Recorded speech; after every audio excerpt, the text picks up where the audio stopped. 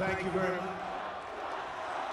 Hello, everybody. How are you? Hi, darling. Hi. How are you? Thank you very much, everybody. This is an honor. And, you know, I walked in, the first question that I asked, should we change the name from Fort Liberty back to Fort Bragg? First question.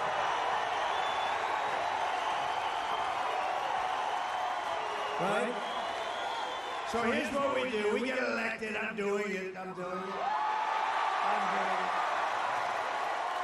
And we're leading in all the polls. We should get elected, but remember this, they cheat like hell. We got too big to rig. We need too big to rig. So I just appreciate being here. You know, we did win 2 world wars from Fort Bragg. Right? So this is no time to that big guy. This is no time to be changing names, but we're going to do that. We're going to do everything we can. We're going to get it back. We're going to bring our country back. We're going to bring our country back. Thank you, everybody. Let's have a little fun.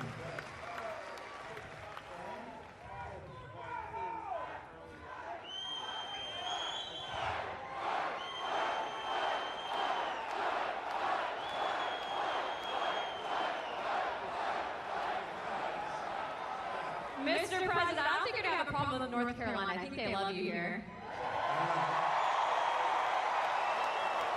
And you know, Kamala should be here. She shouldn't be anywhere else. And they're missing $1 billion that they gave to migrants coming into our country. Some of them are murderers, some of them are drug dealers, some of them, many of them. 13,099 murderers came into our country during their 3.5, and we're missing $1 billion they gave them to the migrants that came in, and now we don't have the money. We'll do it, but they don't have the money to take care of. That's why they're giving you lousy treatment in North Carolina in particular, and we don't like that. So we're going to let it be known, and they have to get a lot better because people are not happy.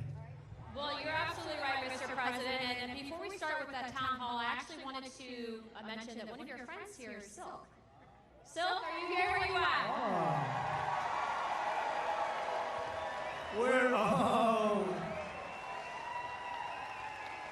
I'll tell you, she is my friend too.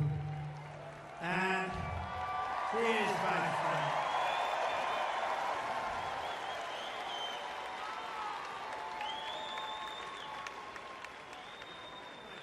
Oh, wow. Hey, North Carolina. Real quick now, I want y'all to listen up. I'm a little ticked off. I just want you to know I'm a little ticked off, and I'm going to tell you why. $750.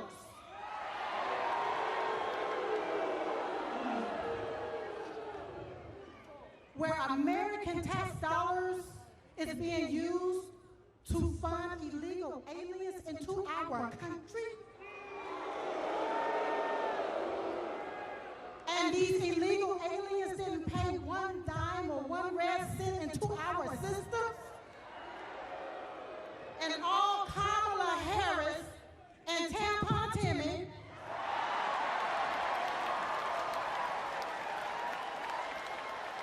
want to give us $750. Listen, you all, we only have one choice.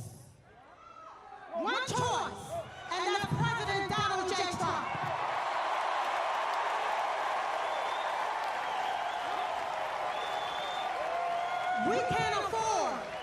We cannot afford another 4 years of this, so you're going to have to vote like your life depends on it. Like when you're taking your breath, and it's your last breath, and you need that vote in order to breathe, that's what you're going to have to do. So you're going to have to, I'm almost finished, Mr. President. So what you're going to have to do, you're going to have to overvote the cheat, you're going to have to outrun the runway, and we're going to have to make it too big to rig.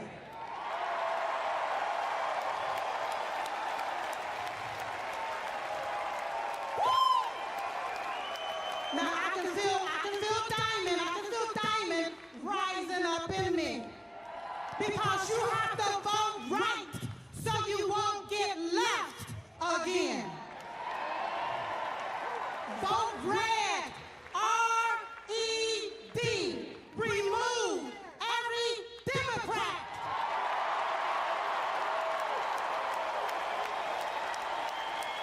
They gotta go. They gotta go. Now, while the media continue to play the race card, we're going to continue to play a Trump card so we can win, win, and win. Thank you, everybody. Thank you. So, you know, it was 9 years ago, and my beautiful wife, our First Lady, we love our First Lady. Did you see her interview on Sean Hannity and with Ainsley in the morning? She did great, but 9 years ago she came to me, she said, you know, there are two women, and they are really incredible. I said, who the hell are they? He said, you got to see this, you're not going to believe it. They had a thing, and we fell in love like almost immediately. And her sister was just unbelievable too. And she passed away like a couple of years ago now. It's a long time ago. It seems it goes fast, right? But what a great combination. We love you both. They were loyal to me from day one. When they heard stuff, they said, that's a lot of crap. They were with me from day one. And that Trump sign gets bigger and bigger. I said, that's so nice, I want to buy one for myself. But I just, Mr. President, I'm going to give you one. I don't want to, you know what? We appreciate your loyalty, your friendship. And I saw Silk backstage. I said, I'm bringing you upstage. I'm going to bring you upstage.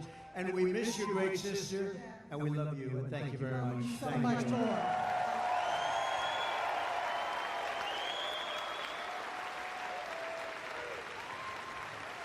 Thank you.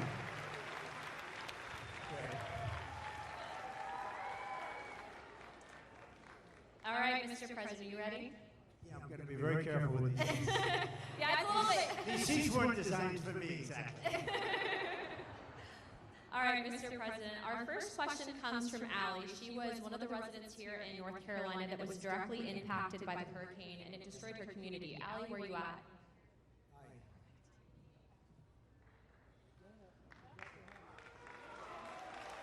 Good evening, President Trump.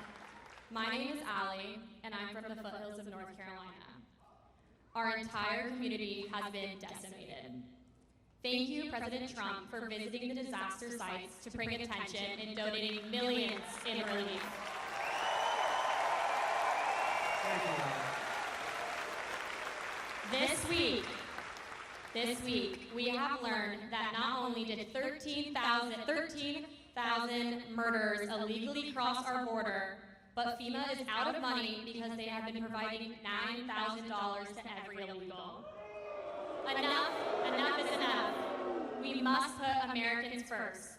How soon will you start deporting murderers? So let me just tell you that you're right about that. It's 13,099 to be exact.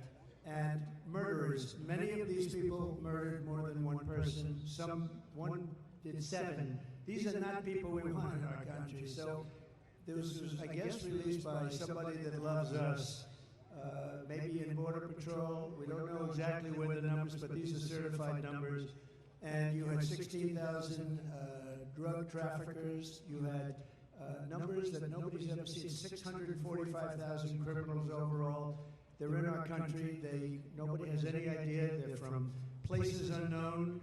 Nobody knows who they are, what they are, but we know that we have over 600,000 people released into our country, along with the ones that you were talking about, the 21,000. But of them, 13,000, more than 13,000 are murderers. And some were on schedule to die.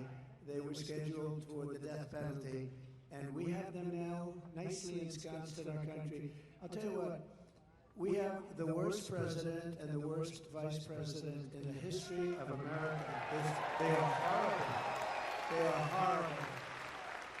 That could happen, and just the concept of open borders doesn't make sense. You know, we built 500 miles of wall more, and we're going to add another 200, much more than I said I was going to do. And that's why we had the best numbers ever. Oh, the chart. So you know the chart. My favorite chart, Allie.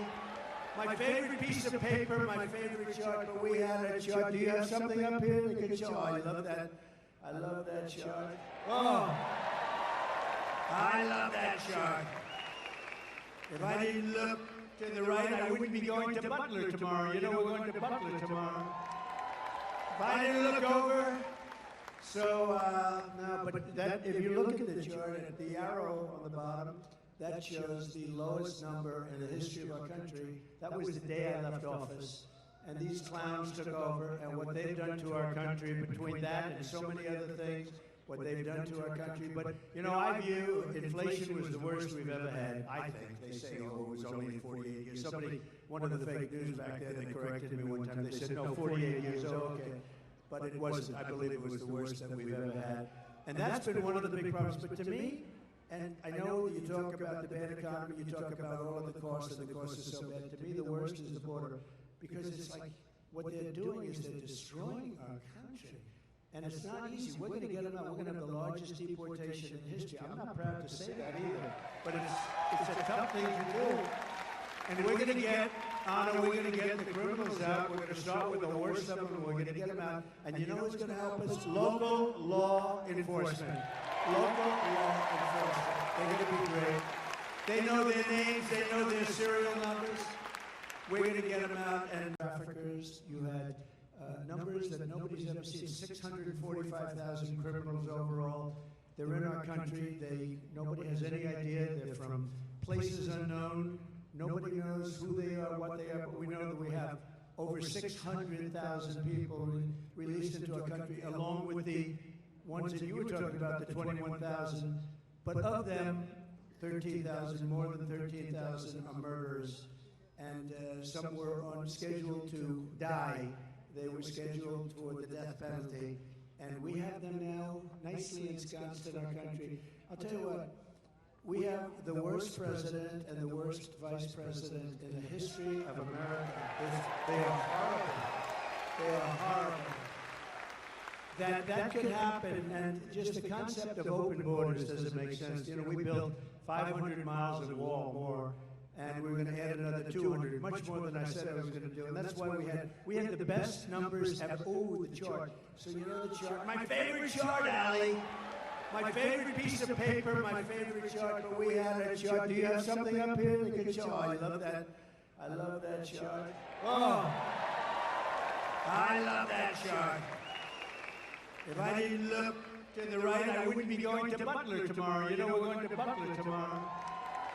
If I didn't look over, so no, but that if you look at the chart, at the arrow on the bottom, that shows the lowest number in the history of our country. That was the day I left office. And these clowns took over, and what they've done to our country, between that and so many other things, what they've done to our country. But, you know, I view inflation was the worst we've ever had, I think. They say, oh, it was only 48 years. Somebody, one of the fake news back there, they corrected me one time. They said, no, 48 years, oh, okay. But it wasn't. I believe it was the worst that we've ever had. And that's been one of the big problems. But to me, and I know you talk about the bad economy, you talk about all of the costs, and the costs are so bad. To me, the worst is the border. Because it's like, what they're doing is they're destroying our country. And it's not easy. We're going to get them out. We're going to have the largest deportation in history. I'm not proud to say that either. But it's a tough thing to do. And we're going to get, Anna, we're going to get the criminals out. We're going to start with the worst of them. We're going to get them out. And you know what's going to help us? Local law enforcement. Local law enforcement. They're going to be great. They know their names. They know their serial numbers. We're going to get them out, and, you know, very simply, we have a little thing called MAGA. Everybody here knows MAGA. It's called Make America Great Again. That's what we're going to do. We're going to make America great again. Thank you, Don. Really good question. Thank you. You know, Mr. President, to your credit, too, I think that's largely why you've actually outpaced every other candidate for president with the support from the Hispanic American community, because it's not just a race thing. We all want border security, so thank you, Mr. President. It's an incredible community that I don't know, it's just very energetic. You know that, right? It's energetic. And they're very entrepreneurial, and they love our country. And we've got record numbers with the Hispanic community. And I don't know, it just works. It just works, so I appreciate it very much. Thank you. Thank you, guys. All right, Mr. President, our next question is from John. He was a Green Beret captain who was actually kicked out of the military. I think he's going to share his story with you. 1 second. Hi. Good-looking guy. Thank you. Good evening, Mr. President. I'm John Frankman. I was a Special Forces Green Beret who was forced out of the military because of the COVID-19 vaccine mandate.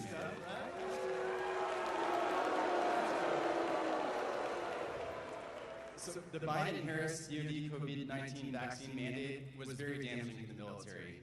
It forced thousands of service members out, and thousands do not want to join now. The Biden-Harris DoD has the lowest recruiting in modern history, and now they're pushing more woke training. So how do you plan to repair the military from the damage that was done and hold military leaders accountable? So I want to have them come back into the military with pay, and they've been talking about that, but it never happened. They never did what they said they were going to do. There should have never been a mandate. That should have never happened. You should have been given choices, we say. We want choice in education, and we want a choice there too. And that should have never happened. And we've lost some of our best people in the military too. Did you leave? Did you ever take the vaccine? I never did, sir. So you wanted a choice. Would you go back in if they were able to? As long as there's accountability, potentially. Yeah, no, there would be accountability, is right. We'll fire their asses. We don't want to lose this guy. He's central casting. We want to get him back in. We're going to take care of it. I hope you do come back. Or I hope you do very well outside, to be honest. Wherever you are, I just want you to do well. But we're going to get a lot of people coming back. They should have never had the mandate. The mandate was a big mistake, and they treated people terribly, terribly. Okay? Thank you very much. Great. You look great. Thank you. We lost a lot of great people. Also in other, in police forces, a lot of people were forced into doing things they didn't want to do. But I love that question. That's a great question. Thank you very much. I also, too, if I could, Mr. President, I don't think I've told you this story yet, but actually we've had some of our friends that had been deployed, and one of our friends actually was shot pretty badly and ended up going to Walter Reed. And to put it in perspective, there's a lot of politicians that will take photos with the military, but they don't care. But President Trump actually went privately, didn't ask for a photo opportunity, and he said thank you to our friend that had been shot in combat at Walter Reed. His heart's in it. He loves our community. When I say that he has your back and he needs to make sure that they're accountable, he will.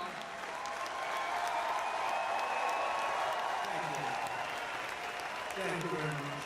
And I'll tell you, we have a great military, we really do, but Walter Reed, you mentioned the name, and that hospital was unbelievable. The doctors are unbelievable. They had a lot of problems with getting there, getting to it, managerially, getting in to see. But we had the best doctors. They could do things that nobody else could do, and they got to see some really badly hurt people.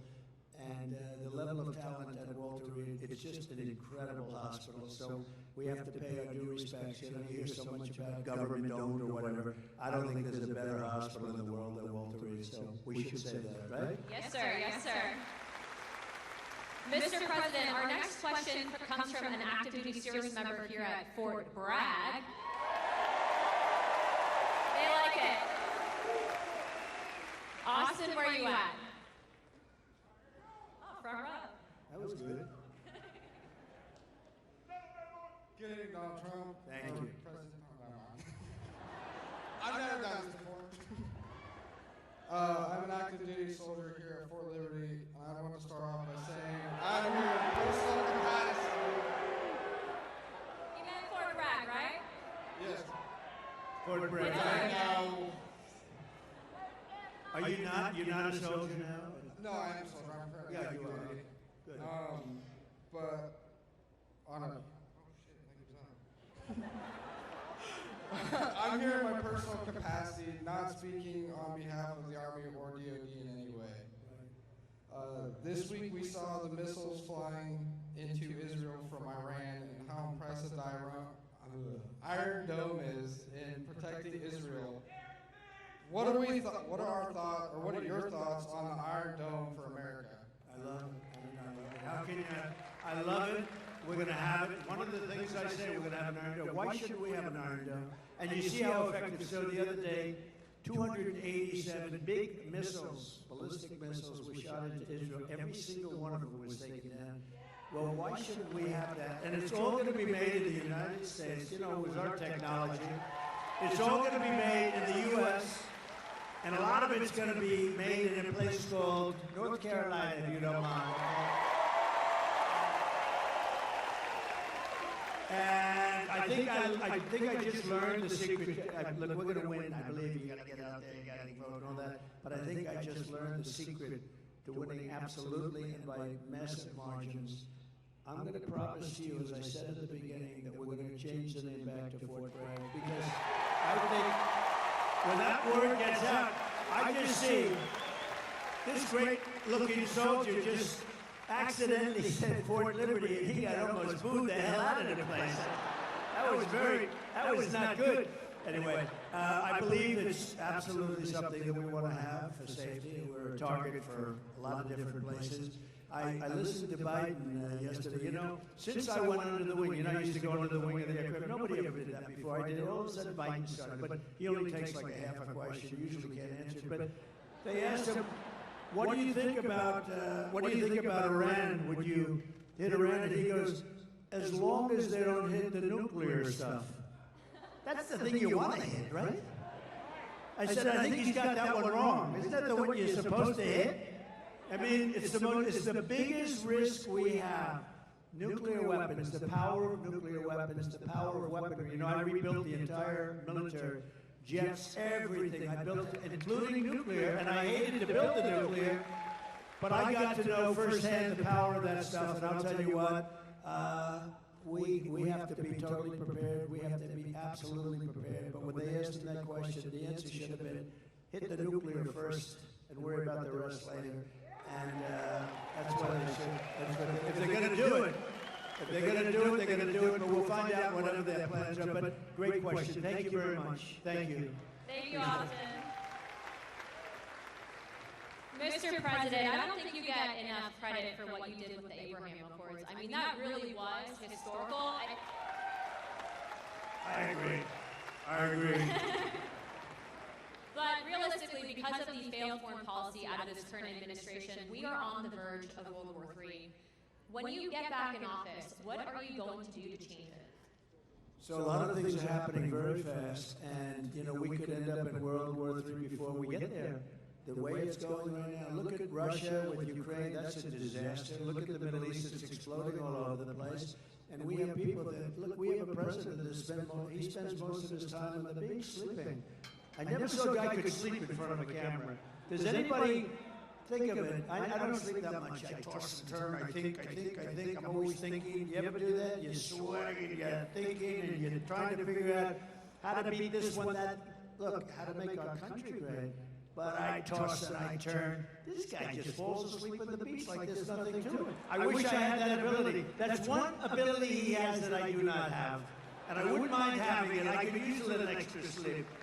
But we are going to do things with our country. We just have to be respected again. You know, Viktor Orban, he's, you know, the fake news, a lot of fake news back there, by the way. But the fake news, you know, they call him the strong man. He's the head of Hungary. And we have, and he's, you know, a very strong guy, very tough guy. But I mean, more than anything else, a very smart guy. And they said, why is the world blowing up? You have the Middle East is blowing up. You have Russia, Ukraine. That could lead to catastrophe. You talk about nuclear weapons. That could be a total catastrophe. Why is it? He said, if you put Trump back in the White House, it's all going to end. You're going to have peace. You know, we had 4 years. We didn't have any wars. We didn't have any terrorism. We didn't have anything. And I won't tell you exactly what he said. Maybe I will. He said because they were afraid of Trump. I don't want to be the one saying that, but they were probably afraid of me because they couldn't. They think I was crazy, and that's a good thing to think, right, soldier? That's a good. They said this guy is crazy, but no, he said that you put Trump back in the White House, you're not going to have all of that stuff. It's going to heal. October 7th would have never happened. The attack on Israel would have never happened. Remember, Iran was broke. They weren't giving money to Hezbollah. They weren't giving money to anybody, any of these, They call them delegates of terror, a lot of different names, but it's always of terror. And there was no money for Hamas. And now you look, because you were such a big part of it, we had no attacks, we had no terrorism, we had no nothing. For 4 years we had, and I wanted to talk about it during the 4 years, but that's never smart, right, Robert? That's never smart to do. So I didn't, but I talk about it a lot now. We had no attacks, we had none of this stuff going on. We defeated ISIS, by the way. We took ISIS, we defeated them in 4 weeks. It was supposed to take 5 years. I rebuilt the military, and we had a military, and we have great generals, not the television guys, by the way, the real generals. I'm talking about like Raisin King, General Raisin King, you know who that is. But we defeated ISIS quickly. It was supposed to take 5 years. We did it in 4 weeks. We have a great military, and we have a military that's not woke. You may have a few people on the top that are woke, and we're going to get rid of them so damn fast.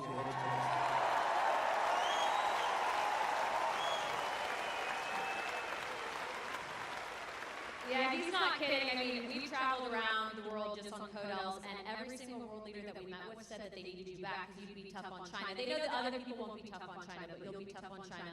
China likes us back. You know, China wants to see a little stability too, but I charged China hundreds of billions of dollars in taxes and tariffs, and they paid it. And frankly, we had a good relationship with President Xi.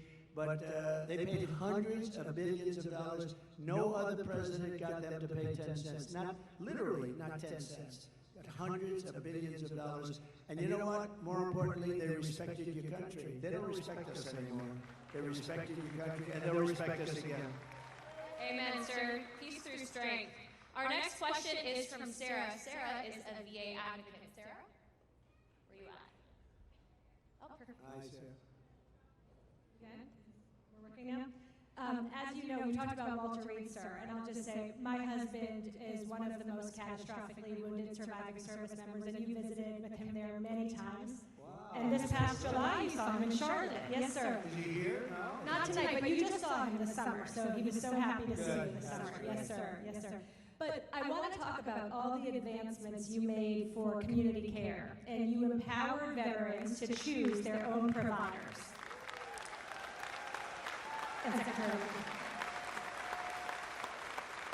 And I was so proud to stand with you many times in the White House as you signed historic legislation and executive orders to take care of our military and veteran families.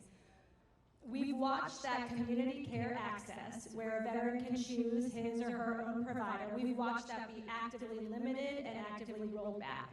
President Trump, how are you going to bring that back as a day one priority and give veterans the choice for the best medical care back again? It's such a great question, and thank you. What a good wife that is, and I'll bet your husband's great. You love your husband, right? You know, the people like you, what is your first name? Sarah?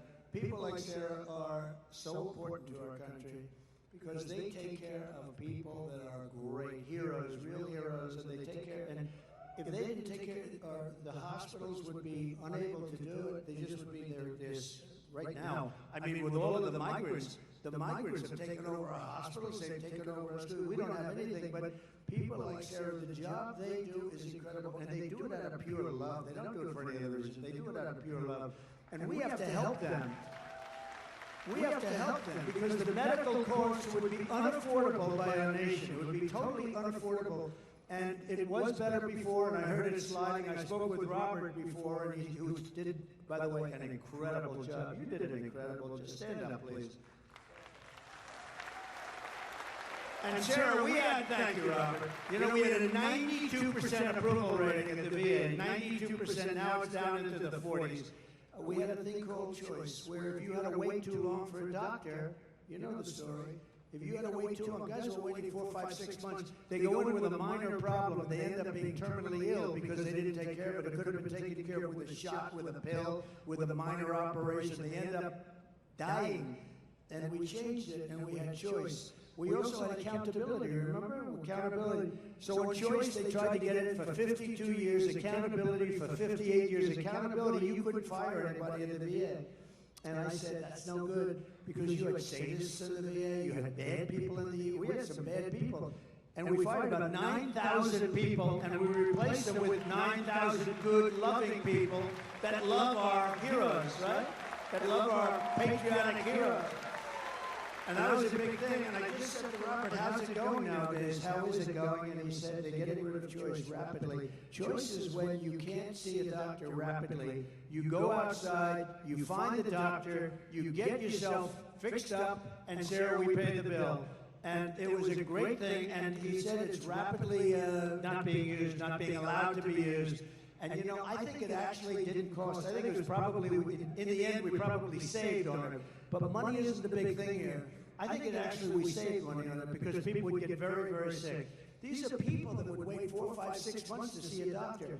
If you had to wait more than one day, you go out, you see a doctor. We had bills negotiated, fees negotiated. You know, we can't be totally crazy with this because the doctors are pretty good business people, I will tell you, right?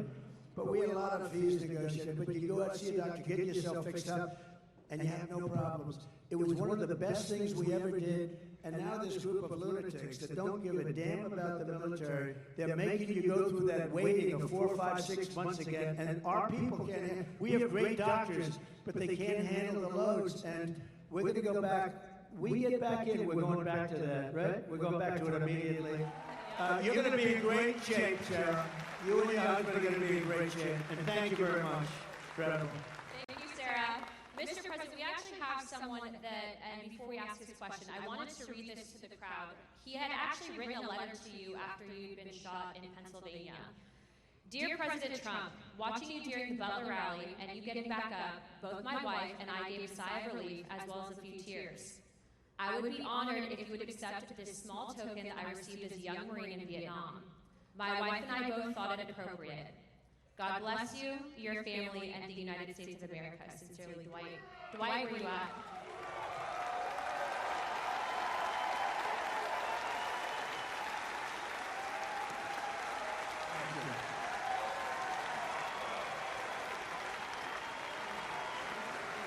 Oh, it's like a check.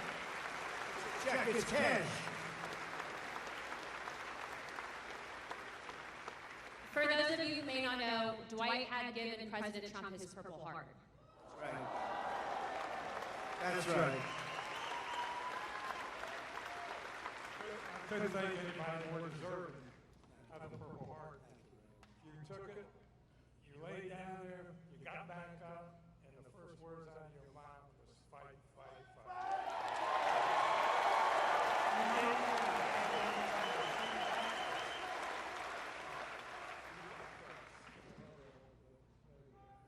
He doesn't do this, but he's better than anybody as far as I'm. No, I'm hardly better than you on this. You're great at this. And I wanted to thank you. I know that most of you will watch the president on that day and were very fearful that something terrible happened when he went down on the ground. But it was such a relief. Our hearts were so filled with joy because we saw what happened. And it was a minor wound, but it was close to being a terrible. We were. I said, how does it, why was there so much blood to the doctor? It's bleeding like crazy. This is a little fact, some of you might have heard this, but you get hit in the ear, and it bleeds more than any other part of the body. So I didn't mind being hit that way. I don't want to be hit that way. This way. If I didn't make the turn, I would have been hit the other way. That's no good. That would not have been too good. But it is true, and I got very lucky, and maybe it wasn't so much luck. Maybe there's something else, right? Maybe there's something else up there. But that's good. You also took the time out to write me a beautiful letter and gave me a challenge on it. I never expected that from the President of the United States. Thank you very much. It's a great honor, and I remember it very well. Thank you. I served as a Marine in Vietnam, proudly served as a Marine in Vietnam. And thank you very much. There were quite a few that did. And when I came back from the service and stuff like that, we didn't get quite the greatest greeting, but A lot of the veterans nowadays are homeless. There's 7% were homeless before Biden and Harris took over. Now there's 14%. I would like to know what you're going to do to prevent this from getting any larger, and also kicking these illegal aliens out of the freaking hotels.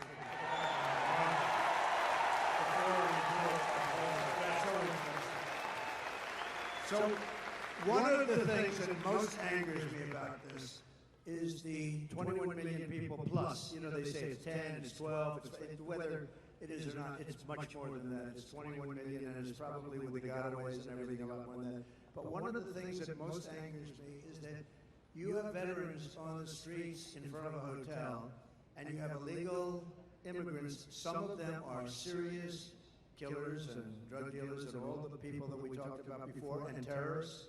And those people are being walked into a hotel, and they're staying in a hotel, and they walk by veterans who are sleeping on the street.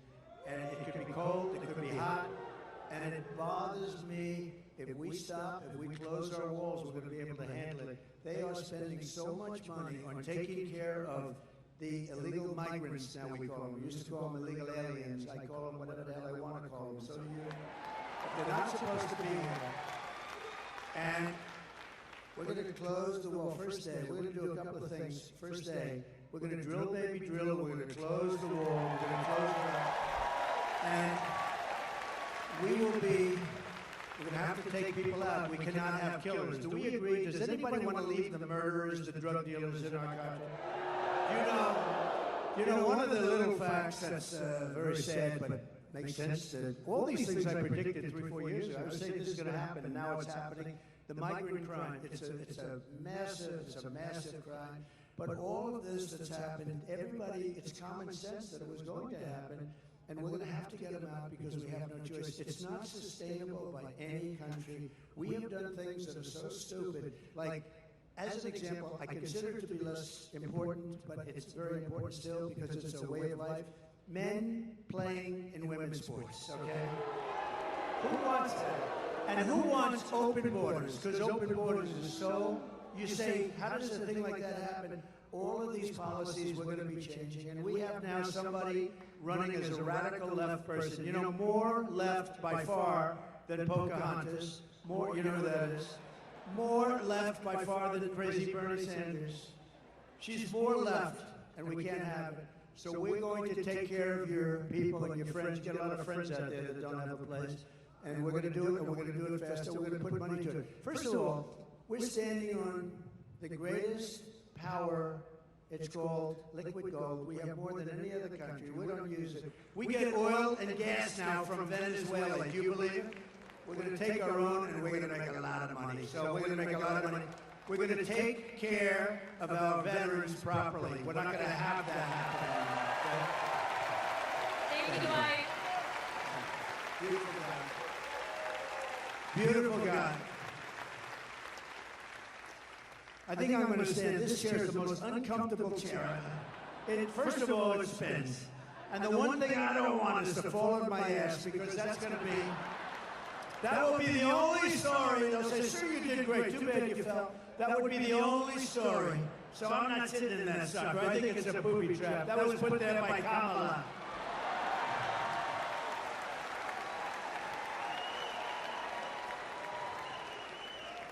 Well, that brings me to my next question. So you're talking on immigration and border security. So we all know that that's tied to national security. And the one thing that ticks me off is you have Kamala Harris, who runs on the fact that she's a minority woman. But yet she's done nothing about the 300,000 migrant children that have gone missing. Just real quick, how many parents are in this room? How many women are in this room that support Trump? As mothers, grandmothers, sisters, wives, would you ever tolerate children being trafficked? If you were in Kamala's position, wouldn't you stop that? President Trump, you've done more for not just the Hispanic American community, but I think women in this country, not just, I'm just going to toot his horn for a second. He's put women in positions of power, but the media won't cover that. They won't, because it doesn't fit their narrative. They want women to hate them. Guess what? We don't hate them, we love them, don't we? But I don't do it really for a pure, really great reason. I just do it because I want results. And I just find women to be smarter than men. Does that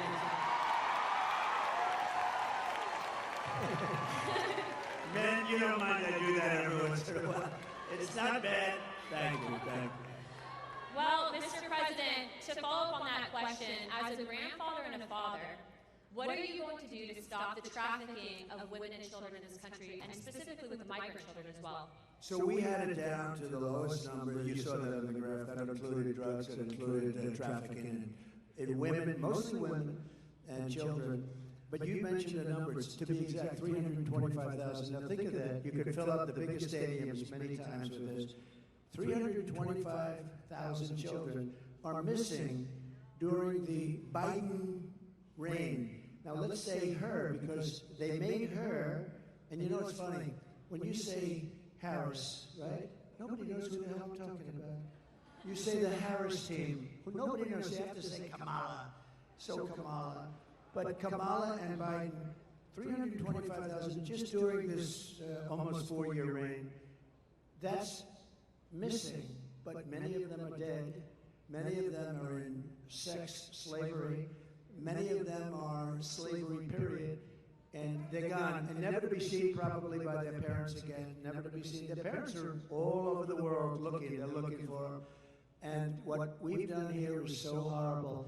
325. Can you imagine if that were me, where they were missing? This would be the biggest story. The fake news media never talks about it. You know what they're not talking about?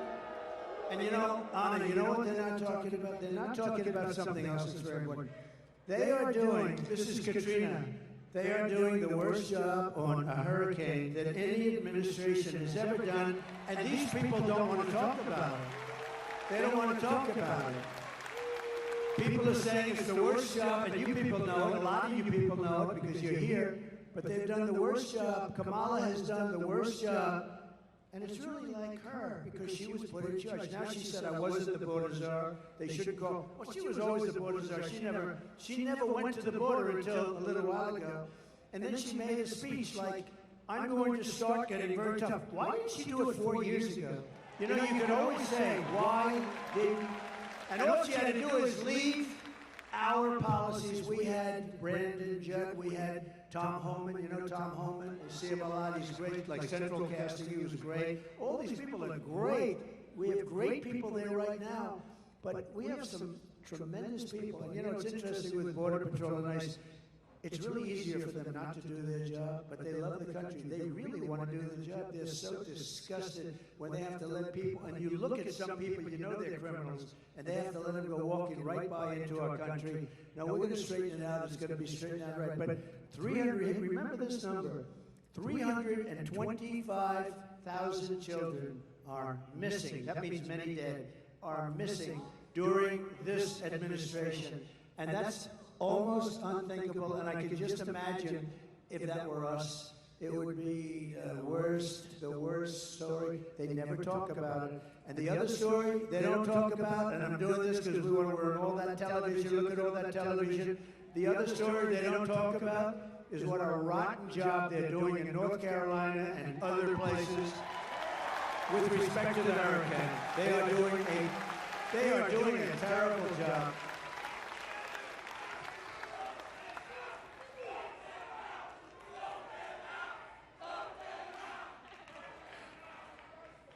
Mr. President, to follow up on that, because the media is here, I do believe that they've intentionally, and this is my opinion, not helped out those residents because it's red communities that are impacted.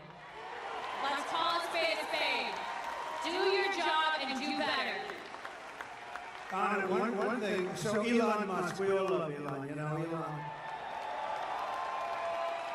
We have to take care of our brilliant people. We don't have too many of them, right? There aren't too many brilliant people. But I got a call, an emergency call 2 days ago to speak to Elon, and he endorsed me very strongly. He endorses me almost every day. He wants us to win so badly. But Elon is a brilliant guy, between the Tesla and this, that, the rockets, but he also does something called You know the link, Starlinks. So here's Starlinks. Now, I'm not too familiar with it. All I know is it's really supposed to be great. So they call, because in North Carolina and parts of North, and a little bit Georgia, but in parts of North Carolina, every line is down. There was no calls, no anything. Nobody could get through to anybody. And I got a call from a big person in North Carolina. Could you possibly call Elon Musk, because we need help with Starlinks? Could we get Starlinks, you know, really? And I did, and he was great. And, you know, he did something that was, he had it ordered. I got a call during my phone call. They called me up, the people from North Carolina, and they said, thank you very much for helping us with Mr. Musk. I was talking to him. He wasn't off the phone.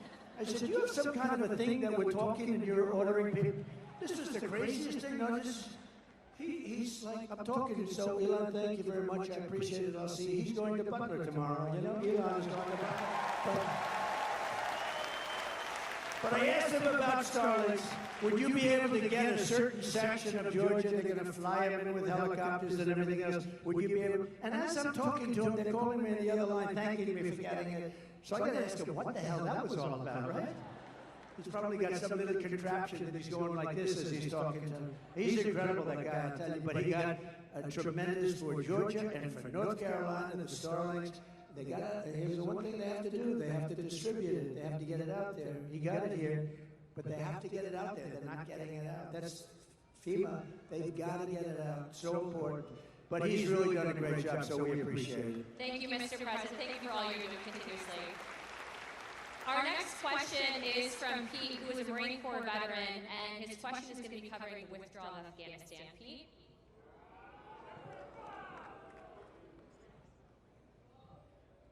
Mr. President, I am Pete from North Carolina, and also a Latino for Trump. I knew I liked him. And I proudly served the United States Marine Corps, first as enlisted, That's great. then as an officer. Despite what the Vice President says, we sadly lost 13 under her watch. It sickens me, many of my fellow Marines, as well as my friend, Lieutenant Colonel Scheller. There has been zero accountability for the terrible withdrawal. What will you do to make sure we have accountability for what happened? Okay, it's great. It's like, I know more about that subject than any subject we spoke about, because I think it was the most embarrassing moment in the history of our country. There was never anything. I don't think Putin would have gone in and invaded Ukraine if that didn't happen. He saw that. He said, hey, these people are stupid people. They're idiots. And, you know, they only respect power and force. When they saw that, by the way, if I were President, Putin would have never done it, period. And you would have never had the attack, and you wouldn't have had inflation, and you wouldn't have had the problem that we're talking about. Because, you know, I had it down to 5,000. I was getting out. They were there for 20 years. But a couple of things were done wrong. Number one, they should have kept the military base, right, Bagram? So you have a military base, one of the largest bases in the world. We left it. It's 1 hour, forget about Afghanistan, it's 1 hour away from where China makes its nuclear weapons, okay? You gotta keep that, and they didn't. They fled, they left. We had, as you know, 18 months. I called up Abdul. Abdul is the head of the Taliban. That's the ones that do the shooting, okay? Not the Afghans. It's called the Taliban. And the press said, why would you call him? Because that's where the shooting is. And I called him up.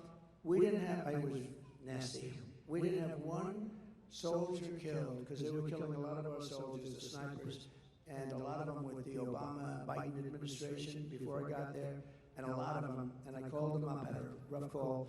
And after that call, we didn't have one soldier killed for 18 months. We didn't have one soldier shot at for 18 months. And then we had a terrible election. We're not going to let that happen again. We can't ever let that happen again. We're not going to have what a shame that was. But we had an election, and these guys took over, and it all started up again. And what they did with that withdrawal was so bad. Number one, we lost 13 great soldiers. And as you know, I know the parents of a lot of them. But we lost the soldiers. We left $85 billion worth of equipment behind. We left Americans behind. Everything was wrong, and we embarrassed our country. I really mean, I think it was most embarrassing. The one thing you do is you take the soldiers out last. Okay, they took the soldiers out first. A 5-year-old child would tell you that. The other thing you do is you fire every general that was involved in that case because those guys were incompetent. And you haven't heard the last of that, I promise you. You have not heard the last of that. What a terrible thing that was. Worse, one of the most embarrassing, me as a person that loves our country, that was the most embarrassing moment in the history of our country, in my opinion. Thank you. We're gonna take care of that. I got it back.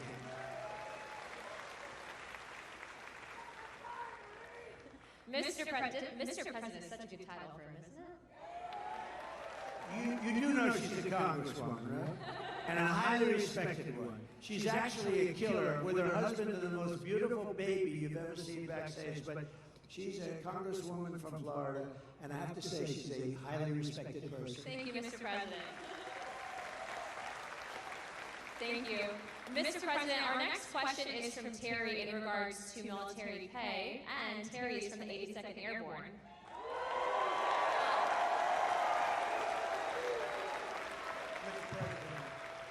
Thank you for being here. My name is Terry. I have had the honor of serving with the mighty 82nd Airborne. I'm also a proud member of the Lumbee tribe.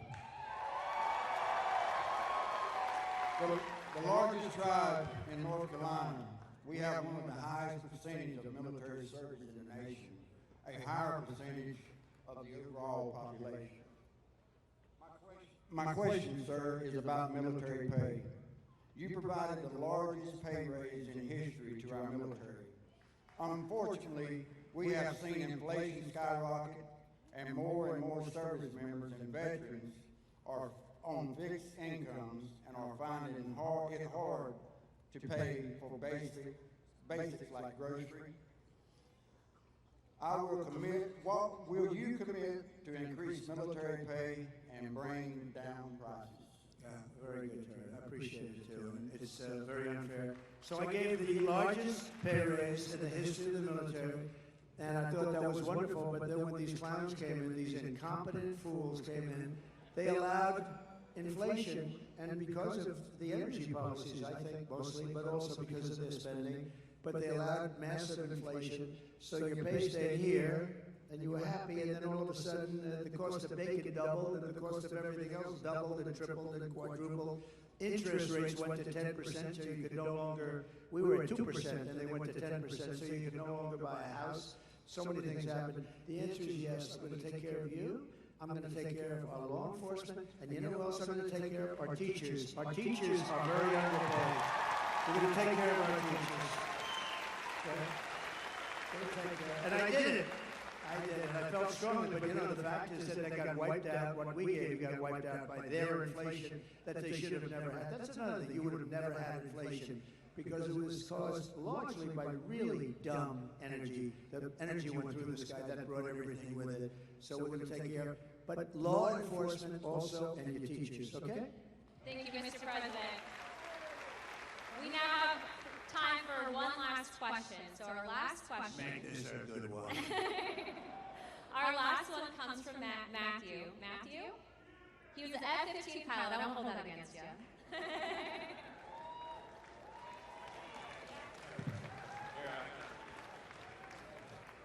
Mr. President, first off, I want to speak on behalf of everyone here and say thank you for taking time tonight to speak with our troops.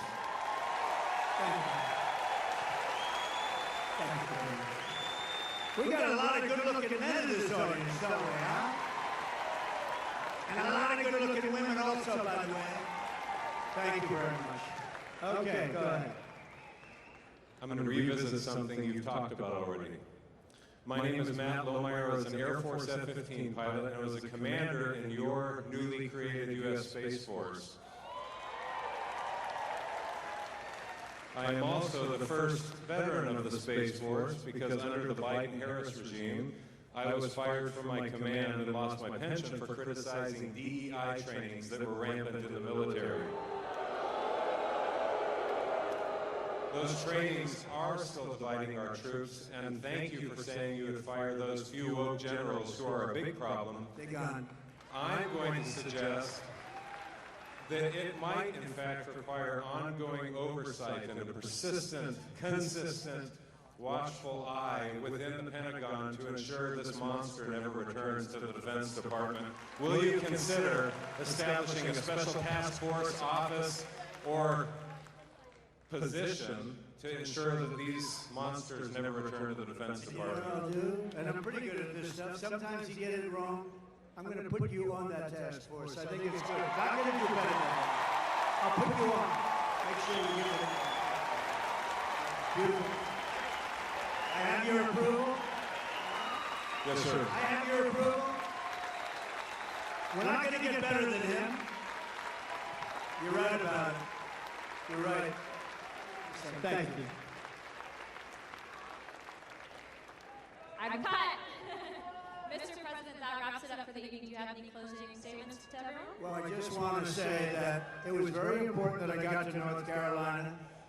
You know, Laura, my daughter-in-law, gave me the most beautiful grandchildren.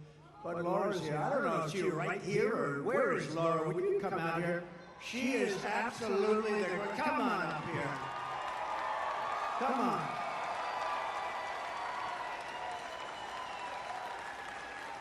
She comes from right around here, and she loves this state. And you better be careful because I'm going to blame her if anything happens in this That's state. true. But we're going to win in North Carolina, are we not?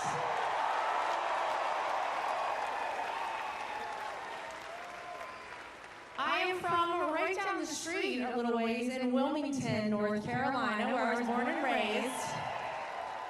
And I know I don't even have to ask this audience this question, but are we ready to send Donald J. Trump back to 1600 Pennsylvania Avenue? All right, here's what I need from everybody. You might know that I am right now the co-chair of the RNC, thanks to my father-in-law calling me one evening. But here's how we are going to make it too big to rig. Here's how we're going to swamp the vote. Is everyone in here registered to vote? If you are not, go right now to swampthevoteusa.com and get registered. Go vote early and take every person you know to go vote early. We will win this bigly, as Donald Trump says on November 5th. All right, ladies and gentlemen, thank you guys. I love you, North Carolina. Thank you. I have to thank you because you gave me really a great daughter-in-law. She's really special. And she's along with Michael, who's here, Michael Watley, they're essentially the co-chairman of the Republican Party. This is a very upwardly mobile person. She's doing good, but you know the truth, she's so good. I'm very conscious of, like, nepotism. But when I did with her, I recommended it. All I did was recommend it, and everybody couldn't believe she's even doing it. She is really a person that's incredible. She's respected by everybody. They love her. She comes from here, and there is no place she likes better than North Carolina. So get out there and vote in honor of this wonderful person. This wonderful person. Where's Michael? Will you get up here, Michael, please? Don't worry about the time. The networks will stay with us, right? Michael, would you say a few words? So Michael Watley, I guess I like North Carolina because he was the head of the Republican Party. We won the state twice, and last time when all of a sudden around 3:02 in the morning we started to fall off on a lot of things, it was ridiculous. But with this state, there was no fall off. He had 602 lawyers working for him. And I said, who the hell is the guy that did such a good job in North Carolina? Because we were leading in Pennsylvania, we were leading all the way along, and these people will do it, they have no shame. And he did the job, and I said, I want to get him, and he's chairman of essentially the Republican Party, and I just want to say you're doing a great job. But I don't want to say it too early, let's wait till November 6th. I want to wait till the morning after, right? Then I feel confident that we'll say it, but... So Michael is from North Carolina. He was the head of your party, and he did a great job, and he went to the top. And please say a few words, Michael. So to win North Carolina, we are going to get out the vote. We are going to protect the ballot. We are going to expand our majority in the House. We are going to flip the Senate, and we are going to send Donald J. Trump back to the White House as the 47th President of the United States. Thank you, Mike. Thank you, everybody. Thank you. Thank you, everybody from Fort